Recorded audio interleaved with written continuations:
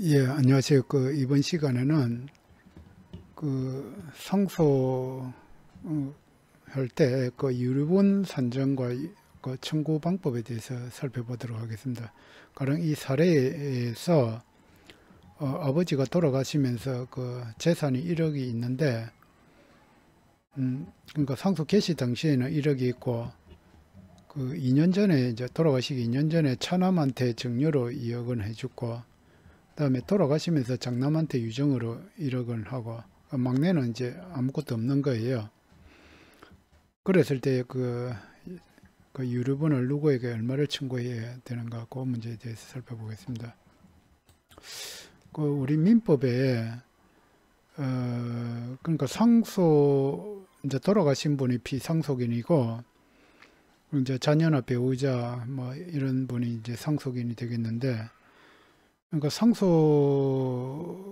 중에 이제 특정인에게 다 증여나 유정으로 다 줘버리고 특정 다른 상속인한테는 재산이 하나도 없을 경우, 배정이 안 될 경우에 특정 상속인의 재산, 그러니까 상속권을 보장해 주기 위해서 원래 자기 법정 지분의 2분의 1까지는 찾아 먹을 수 있도록 그렇게 유류분 제도를 두고 있습니다.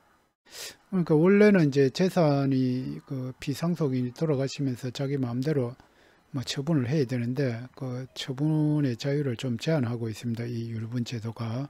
그러니까 마음대로 장남한테 다 몰아줘도 이 막내가 원래 자기 법정 지분의 2분의 1까지는 찾아 먹을 수 있도록 되어 있습니다. 그런데 이제 유류분권자의 지분, 일단 상속 순위를 보시면은 1순위가 직계 비속입니다. 이제 직계 비속이 되고, 그 다음에 직계 존속, 이제 직계 비속이 없을 때는 직계 존속이 되겠죠. 가령 어떤 분이 이제 돌아가셨는데 자기 그러니까 자기 아들이나 이런 손자가 없어요. 배우자도 없고, 그랬을 때는 직계 존속이 이렇게 상속을 하게 되겠습니다. 그러니까 부모님이 되겠죠. 그 다음에 직계 존속도 없으면 이제 형제 자매가 상속 순위가 되고, 형제 자매도 없으면 이제 사촌들이 가져가게 되겠습니다. 여기 상속 순위고, 그래서 이제 가령 이제 유류분권자는 이제 요 상속 포기한 사람이라든지 상속 결격자는 유류분권을 행사할 수가 없습니다.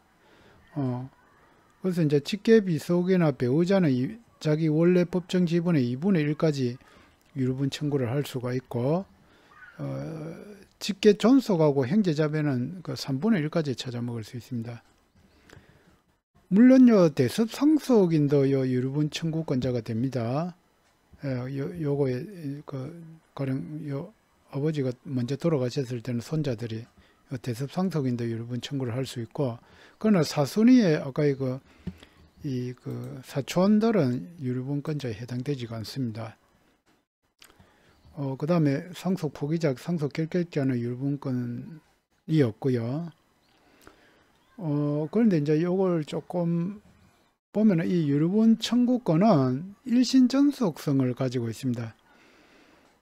그러니까 이 유류분권자가 이 유류분 청구를 하고 말지는 유류분 청구권자의 마음이지, 이걸 유류분 청구를 안 했다고 해서 이 유류분 청구권자의 채권자가 이 유류분 청구권을 대위 청구를 할 수는 없습니다. 왜냐하면 일신정속성, 이 사람이 할지 말지는 이 사람의 일신에 전속하는 권리이다. 그리고 이 유류분이라는 거는 이제 이런저런 거 감안해가지고 앞에 비상속인이 이렇게 미리 증여를 한다든지 유정을 했기 때문에, 또 이 유류분 청구권자가 유류분 청구권이 있다고 해서 무조건 행사할 수 있는 그런 사안이 아닐 수도 있기 때문에 채권자 대위의 목적이 안 됩니다. 그래서 이제 유류분 청구의 대상은 이제 사전에 증여한 재산, 그리고 유정한 재산이 됩니다. 사인 증여도 요 유정에 포함해서 생각하시면 되고요. 그래서 유류분권자의 지분은 이렇게 되고, 그 다음에 이제 제일 중요한 게 유류분 산정을 어떻게 하느냐. 상속 개시 당시의 재산에다가 증여한 재산을 합산을 하고 그리고 채무를 빼서 이제 유류분 산정을 하게 되어 있습니다. 그래 가지고 이제 자기 지분의 2분의 1이나 뭐 3분의 1 이런 식으로 찾아 먹을 수 있겠죠. 그런데 이제 증여한 재산 이런 거는 상속 개시 당시를 기준으로 하니까 증여한 재산은 뭐 예전에 뭐 10년 전에 증여해 버리면 그게 얼마 되지 않잖아요. 그런데 이제 유류분 산정할 때는 이 상속 개시 돌아가신 날 현재로 평가를 해야 됩니다. 그럼 옛날에 뭐 10년 전에 1억짜리 같으면 지금 뭐 5억짜리가 될 수가 있으니까 상속 개시 시점으로 평가해야 된다. 이 유류분 산정 범위를 결정할 때. 그런데 이제 이 증여한 재산을 합산할 때는 이 공동 상속인이 증여받았을 때는 그 기간에 제한이 없습니다. 뭐 30년 전에 증여한 것도 여기 다시 합산을 해야 됩니다. 지금 현재 시점으로 평가해 가지고.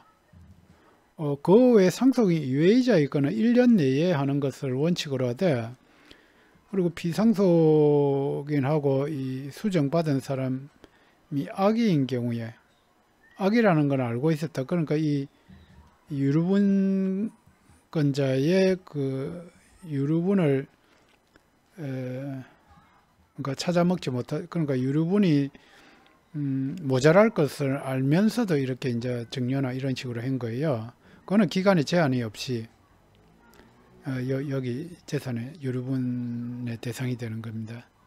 그런데 이제 원칙적으로 1년 이내고 쌍방간에 그러니까 유류분권자를 해야 할 것을 알면서 이렇게 했을 때는 기간에 제한 없이 합산을 하니까 이게 이제 다툼이 대상이 되겠죠. 가령 이게 알고 했느냐 모르고 했느냐. 요거에 뭐 다툼이 많이 있습니다. 그런데 이제 보통은 이제 유류분권자의 그러니까 유류분 청구를 이렇게 할 정도로까지 했으면은 악이라고 봐야 되겠죠. 그 다음에 이제 이 중요한 게 이제 반환 범위와 반환 가액인데, 이제 요 앞에 이제 증여받은 사람, 수정인, 유증받은 사람이 이제 반환을 해야 됩니다. 그럼 얼마를 반환을 해야 되느냐? 그러니까 이 증여나 유증받은 사람이 각자 증여나 유증을 받은 게 자기의 고유 유류분 초과액 비율, 그러니까 유증받은 사람도 있고 수정받은 사람도 있잖아요. 이게 원래 이렇게 해가지고 자기의 고유 유류분 초과액 비율대로, 그러니까 자기의 고유 유류분에게 초과한 거는 그 비율대로 이제 이 유류분 청구권자한테 반환해 줘야 됩니다. 그런데 이제 이 가령 이 유류분 청구권자가 가액, 그러니까 원물 반환이 있고 가액 반환 두 가지가 있을 수 있잖아요. 그러니까 유류분 청구권자는 그 유류분 원래 원물은 필요 없고 그 가액으로 배상해 달라 이런 식으로 청구를 주장하면은 그 이 수정인이나 유증받은 자는 원물 반환을 주장할 수가 있습니다. 그러니까 이 증여받은 땅이 별 쓸모도 없고 팔기도 힘들다. 그런데 이제 유류분 청구권자가 가액으로 배상해 달라 하니까 나는 가액으로 배상해 줄 수 없고 그냥 원물 이거 네 청구분만큼 가져가라 이렇게 주장 가능하고, 그렇게 되면 법원에서는 원물 반환을 해야 되지 가액 배상을 명령할 수가 없습니다. 그런데 이제 유류분의 범위는 그러니까 상속 개시 시점에 가령 뭐 A 토지 2분의 1을 그러니까 A 토지 2분의 1을 반환해라 이런 식으로 할 수가 있는데,